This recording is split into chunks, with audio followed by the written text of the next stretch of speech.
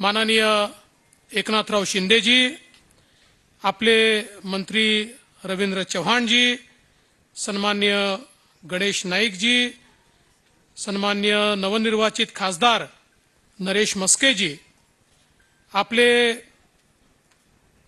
लोकप्रिय उमेदवार तरुण तडफदार हसतमुख आणि सर्वांशी अत्यंत प्रेमाने वागणारे असे निरंजन डावखरेजी, हेमंत सवराजी, कपिल पाटीलजी, प्रशांत ठाकूरजी, प्रताप सरनाईकजी, मनीषाताई कायंदे, माधवीताई नाईक, अविनाशजी जाधव, अभिजितजी पानसे, मंदाताई म्हात्रे, प्रमोदजी हिंदूराव, किशोरजी शर्मा, संजयजी वाघुले, गोपालजी लांडगे, भास्करजी वाघमारे, संदीपजी नाईक, नरेंद्रजी मेहता, गीताताई जैन, ज्ञानेश्वरजी म्हात्रे, रमेशजी पाटील, रवींद्रजी फाटक, आनंदजी परांजपे, उमाताई खापरे, कुमार ऐलानीजी, राजेंद्र गावितजी, मंचावरील सर्व मान्यवर, कोणाचं नाव सुटलं असेल तर क्षमा मागतो. आणि या ठिकाणी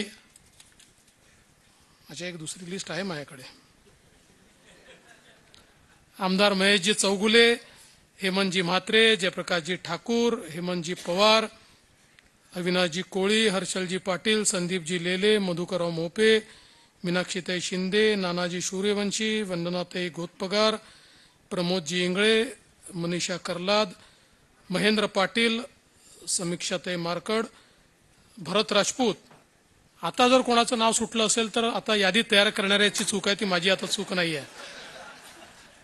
आणि उपस्थित सर्व माझ्या कार्यकर्ता भगिनी आणि बंधूंनो,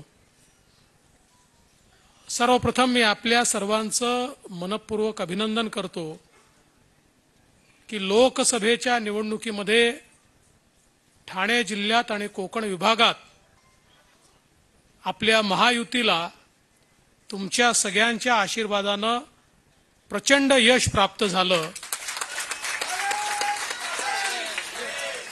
काही लोकांनी अशी गर्जना केली होती की आम्ही महायुतीला तडीपार करू, कोकणाने त्यांना कोकणातनं तडीपार केलं.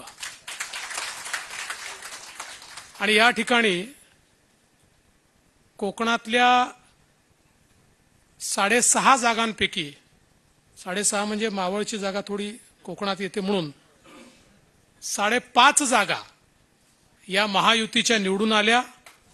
एक केवळ भिवंडीची जागा येऊ शकली नाही. ती काय येऊ शकली नाही हे आपल्याला सगळ्यांना त्याची कल्पना आहे. भिवंडीत काय घडलंय, जे मुंबऱ्यात घडलं तेच भिवंडीत घडलं.